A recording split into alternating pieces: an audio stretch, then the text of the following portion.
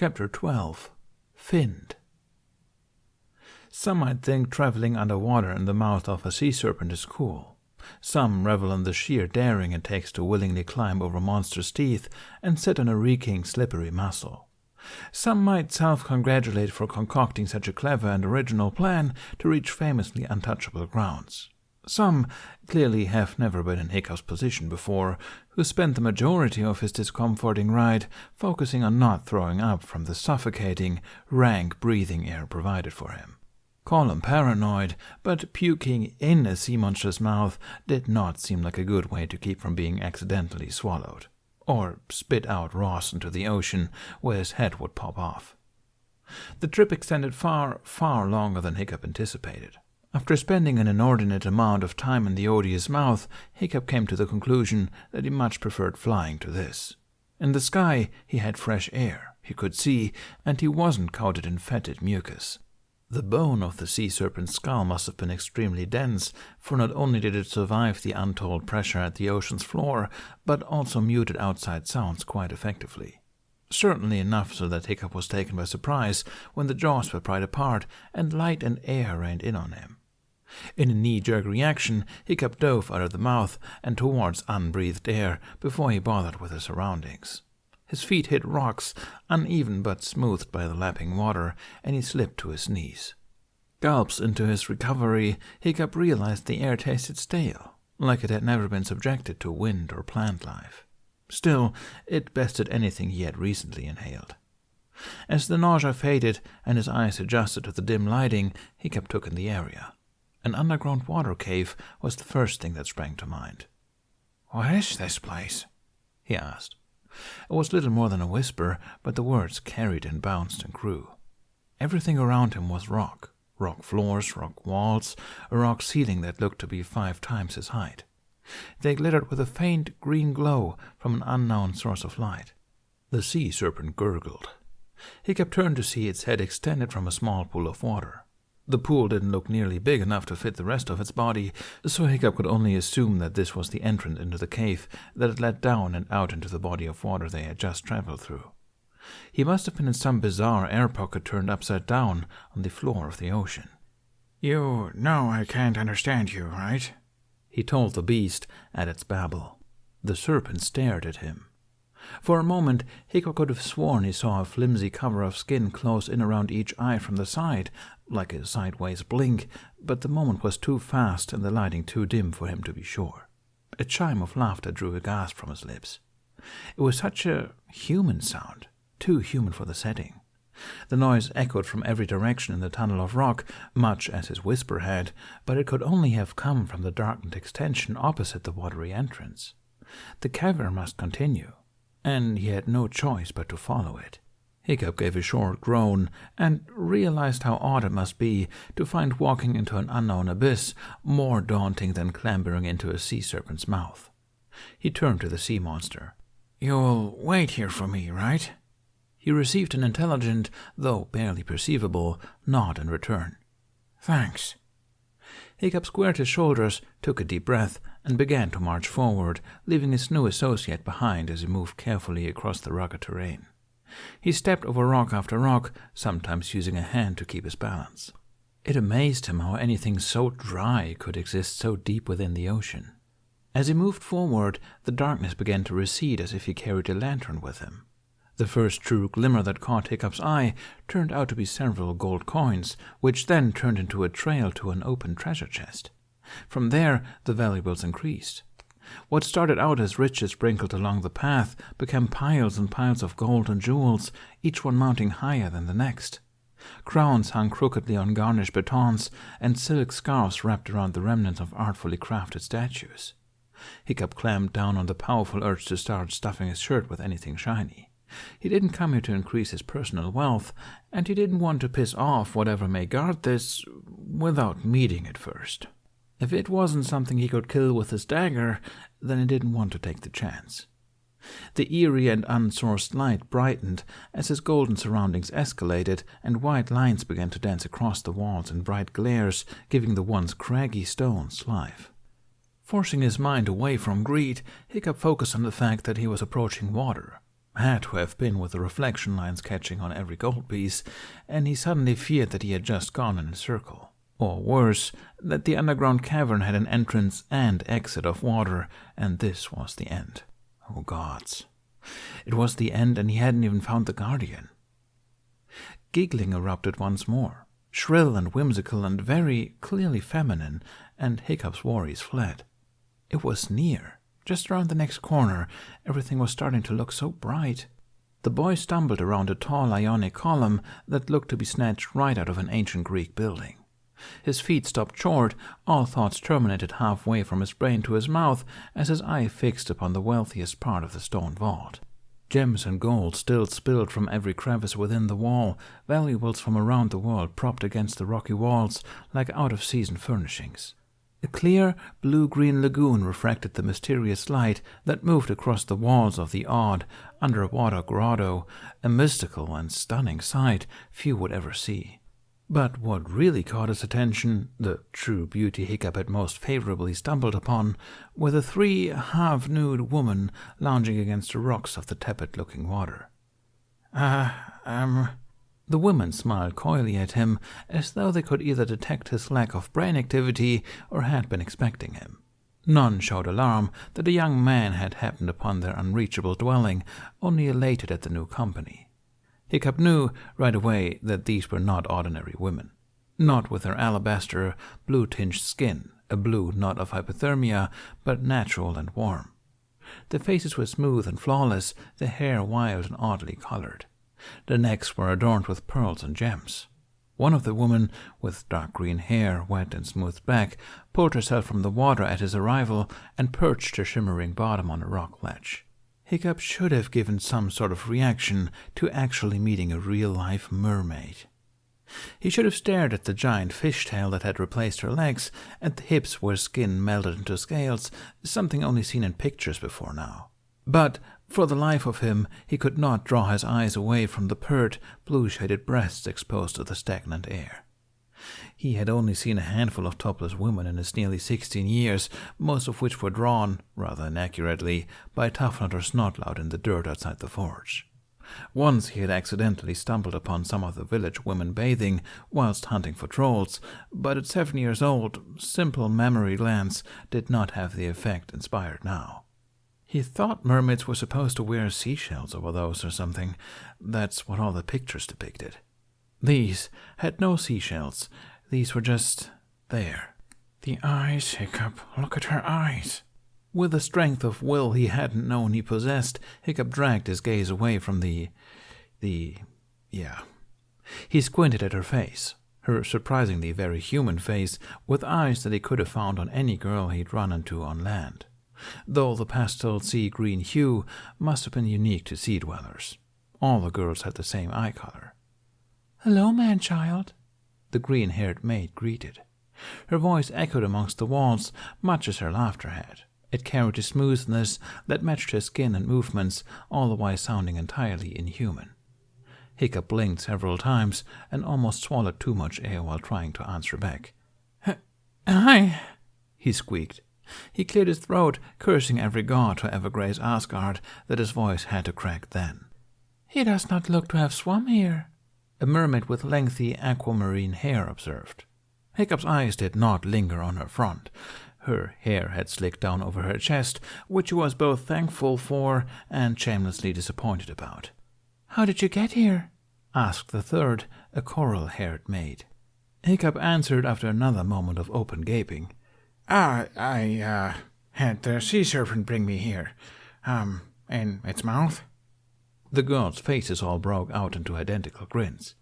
"An interesting man-child," the second mermaid stated with delight. The first patted a flat pane of stone by her side. "Come, sit. We wish you to speak with us."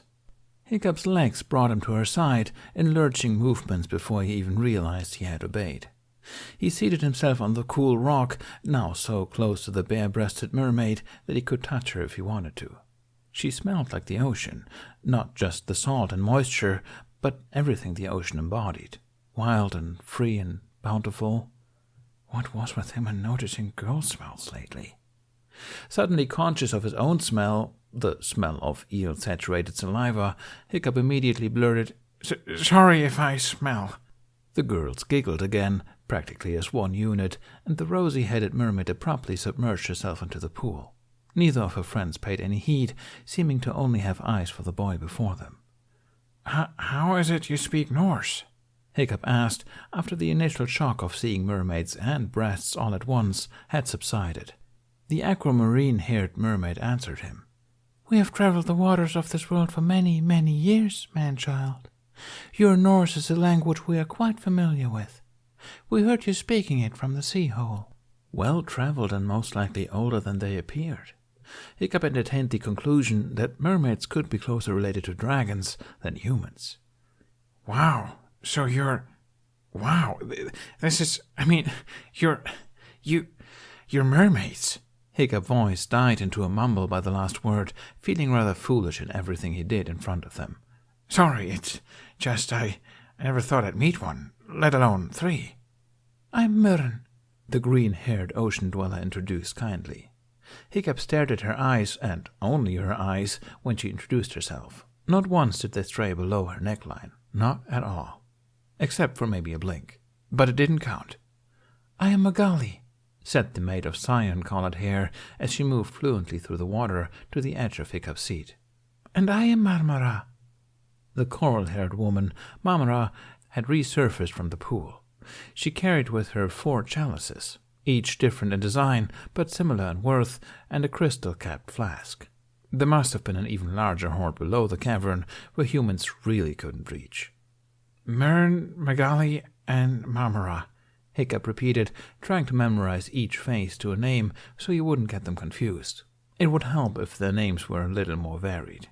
"We're sisters," Magali stated, as if she could sense his thoughts. Hiccup smiled and nodded.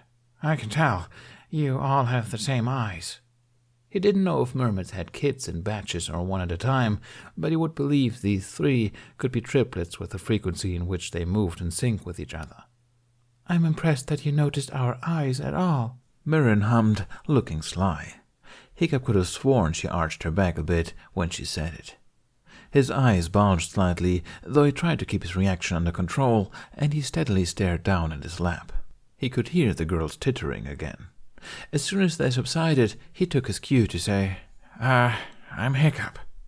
"An interesting name for an interesting boy," Magali purred. She reached out and ran long, rounded fingernails down his calf. Hiccup shifted slightly at the touch. He didn't want to offend her by moving away. "There have been worse," he felt he had to point out. He watched Marmara uncap the flask and pour an opaque, greenish liquid into each cup. It was a good way to distract him from the breast inches from his shoulder, as well as the hand that had yet to leave his leg. "What brings you to our abode, Hiccup?" Myrn asked as she handed Hiccup one of the cups. Hiccup opened his mouth, ready to answer, until the scent of the liquid hit his nose, piquant and sharp. What is this?" "Gilly ale." Hiccup took a tentative sip and tried not to grimace. It wasn't a particularly bad taste, but there was something distinctly alcoholic about it, and alcohol was something he had limited experience with. "You could say it's an acquired taste," Marmara said with a large grin, nipping lightly at hers. "One that very few human tongues will ever sample." Beginning to feel brazen for being one of those few humans, Hiccup took a larger sip this time. It was bitter and salty, but with an earthy, almost nutty aftertaste. He nodded, lowering the cup to his lap. "It's not too bad." He thought on how he could broach the subject of his presence. He'd felt stupid trying to ask a sea serpent about the treasure, so how would he manage with these girls when everything he did in front of them felt stupid? I'm here because I was sent to find a treasure."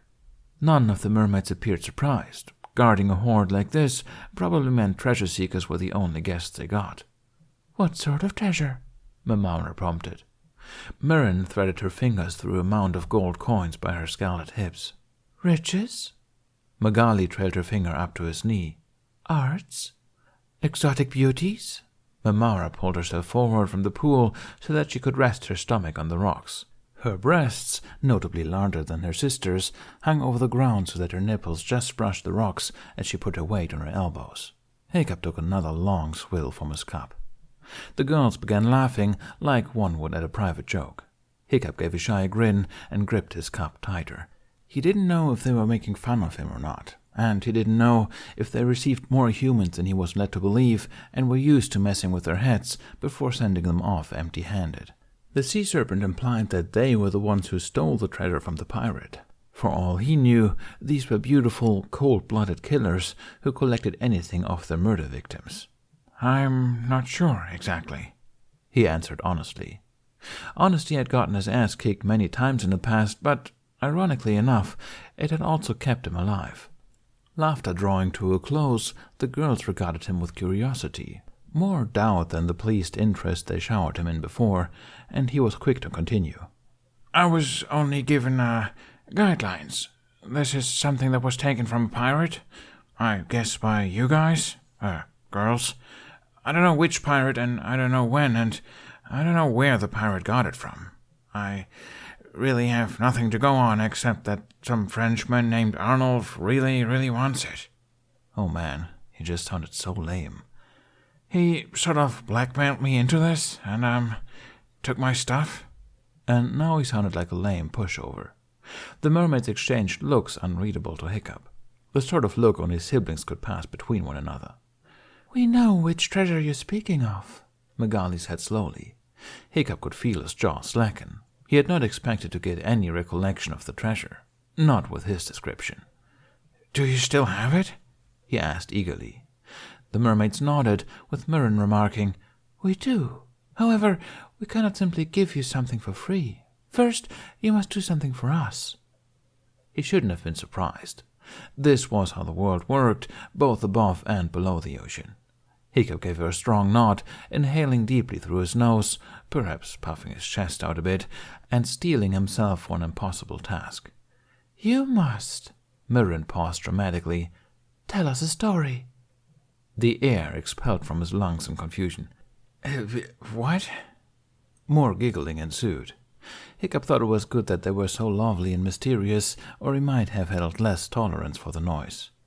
What kind of story?" They had to give him something more than that, unless this vagueness served as revenge for not being able to identify the treasure he sought. "A true one," Mamara insisted, as Magali demanded with, "A fun one, something daring, something with love. If not love, then hope, at least. It must have intrigue and heartbreak. It must be true," Mamara stated again. Hiccup sat there, blinking as the three mermaids threw in their conditions, the cup slack in his hand. The only true story he knew was his own. "Okay," he said, drawing a breath. "Okay, this story begins on an island called Berg. It's 12 days north of Hopeless and a few degrees south of freezing to death. It's located solidly on the meridian of misery." So Hiccup regaled them with the tale of a misfit boy who couldn't find belonging with his own people despite his every effort. Though he thought to be cursed by the gods with an inability to conform, this misfit refused to accept such a reputation and continued to try and gain favor in the only way he knew how. Each attempt turned more disastrous than the next, earning him greater and great scorn, with the exception of one endeavor, one moment of weakness and strength where his heart became stronger than his desire. One moment that transformed the misfit's life. Hiccup spoke of a growing friendship and a time of healing. He spoke of an infatuation with a talented Viking that was crushed with a multifaceted rejection. He spoke of abandoning one life and embracing another. He spoke of a dragon's culture, a demon's tyranny, and a human's war. The mermaids listened in rapt attention. They gasped at the misfit's jump from a pirate ship and laughed at his escape from the Saxons. They simpered at the verger's kiss, cooed at Hiccup's English dialogue, and cheered at the misfit's decision to stop the war one day. Throughout his anecdote, Hiccup's unease around the mermaids ebbed, and his hand steadily fed himself more gilly ale. His tongue adapted to the taste, as Mamara said it would. He felt good to be speaking of his adventures in such an objective manner, like he could share his decision as he narrated his tale to an audience and get a second opinion, even if only by reaction. He didn't put himself in a favorable light when possible. He had admitted to every mistake and embellished on moments of negative thinking. This wasn't a story for Hiccup. This was a confession. And so he climbed into the sea serpent's mouth, prepared to face the fearsome guardians of the much-coveted treasure, and watched his friend disappear from view as the serpent closed its jaws over him. Hiccup finished in a rather dramatic hush.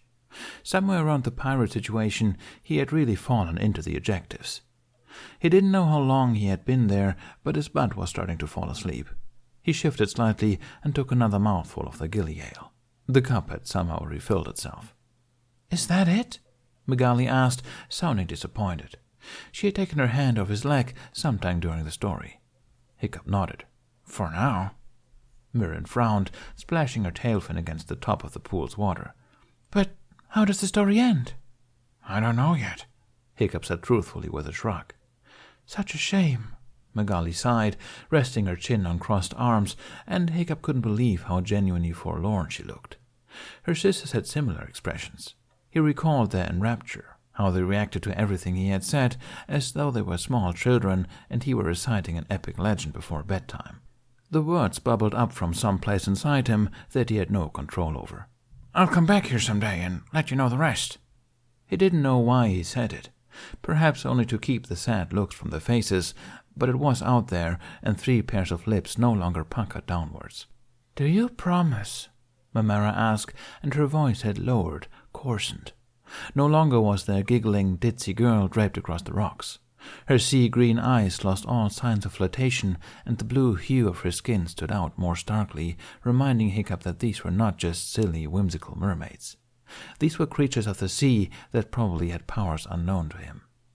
"I promise," he said resolutely, and he found he meant it. He would honestly try to come back here someday to finish the story. Mamara smiled at his words, once again kittenish, and pushed herself up so that she sat on the other side from Mirren.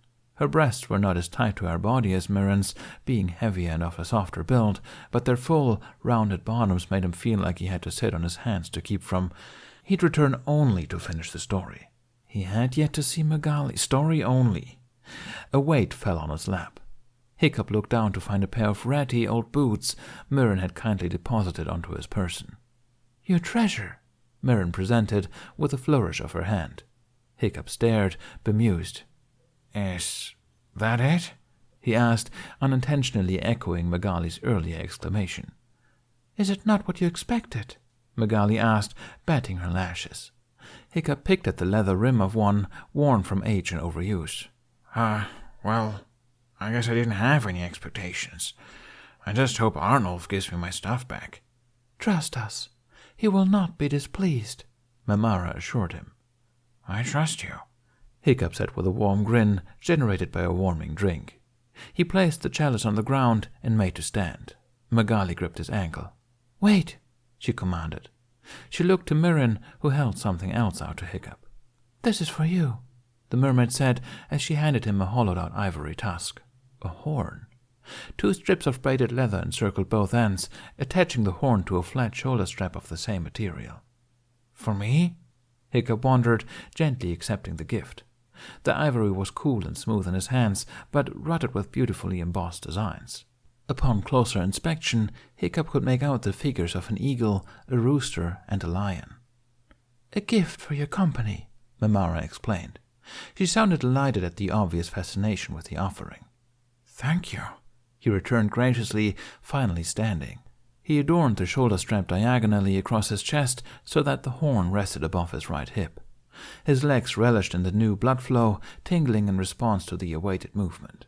His head reacted as well, feeling warm and fuzzy as a slight bout of buzz dizziness overtook him. Boots tucked under one arm, Hiccup looked down at the trio of beautiful mermaids who served to intimidate and entrance him. Perhaps it was the gilly ale that had him taking in a blatant eyeful of their bodies and committing it to memory. The mermaids didn't seem to mind. They looked up at him with only fondness. "I'll come back," he promised the 3 sisters. And he meant it. The ride back had only been slightly more tolerable, and Hiccup could only attest this to the strange, alcoholic drink. This time, the journey's end greeted him with moving, fresh, sea-breezed air and one over-anxious night fury. "Hiccup!" Toothless rushed forward, looking ready to tackle Hiccup to the ground as the boy graciously dropped out of the grisly mouth. The dragon skidded to a stop, upending sand and pebbles, still keeping a substantial distance from the sea serpent and Hiccup. "I'm fine," Hiccup assured him once he replenished the good air in his lungs. He had his treasure, he had his horn, and he had his life. Mission accomplished. "No, you're not," Toothless hissed, stamping his feet in agitation. "Bathe! Bathe immediately!" Hiccup couldn't argue against his friend's less than cordial welcome, because he desperately wanted a bath. "We'll have to find a lake first." He was not going to bathe in the ocean. That would leave him feeling crusty. "Calm down. You are not getting on me smelling like that," Toothless continued to rant. "I don't care if we are suddenly attacked by all the Frenchmen in the land. It is not happening." Hiccup rolled his eyes and turned to the sea serpent, who regarded the night fury with haughty amusement. He patted his slippery skin, drawing the great eye to him and, making sure Toothless couldn't see his face, gave the creature a warm smile. "Thank you," he whispered. The sea serpent gave him the slightest of nods. Yes, he accepts your thanks. You're done with each other. Now, get over here," Toothless demanded impatiently. Then added, "But not too close to me." Hiccup drew away from the serpent, feeling almost reluctant at leaving the enigmatic beast without ever really getting to understand it. Its motives for helping him, for not eating him really, were still unclear. "Goodbye," he bid, and he began his return to Toothless's side. Toothless waggled his tail in agitation, keeping one eye on the retreating sea serpent and the other on the boy who was not moving fast enough for his liking. "Okay, let's go find a lake," Hiccup sighed to the dragon. His feet almost stopped as a thought struck him. "Oh crap, they took all my other clothes." Toothless gave the stinking human a wide berth as he passed, curling his lip. "Then you will be unclothed for a while, because those are getting burned." "You're being unreasonable. He just got this shirt." "I will do the deed myself," Toothless promised. Hiccup did not like how serious the dragon sounded. "I'll hug you," Hiccup threatened. "Right now." Remarkable. "You won't." Hiccup slowed to a stop just steps before reaching the cover of the trees. The rest of Toothless's threat faded into the background. Simply remarkable. He turned just in time to see the tips of pale horns disappear into the deep blue. He squinted at the space once occupied by the sea serpent. The sea was calm once more. He shook his head, holding it as the dizziness returned. It could have been the alcohol, but... Did he just... "No, move," Toothless growled, chomping his teeth at him. He couldn't get close enough to headbutt the stubborn human, so terrorization would have to be the motivating factor. Hiccup reluctantly turned away from the sea and stumbled forward into a tree branch. Swearing, Hiccup grabbed his face with one hand and reached out to steady himself against the trunk, only to miscalculate and topple over onto the ground. Through another round of profanities, Hiccup began to laugh at himself, still rubbing his smarting face. Toothless sat back on his haunches, regarding the cursing human with narrow eyes. "Are you inebriated?" he asked seriously. He had seen this behavior many times before in humans. Hiccup laughed harder at Toothless's face, somehow managing to awkwardly find his footing once more while collecting the fallen treasure. "Yes," he confirmed with a last, hearty chuckle. "On everything. On gilly ale, on hormones, on hallucinations, on life. Everything."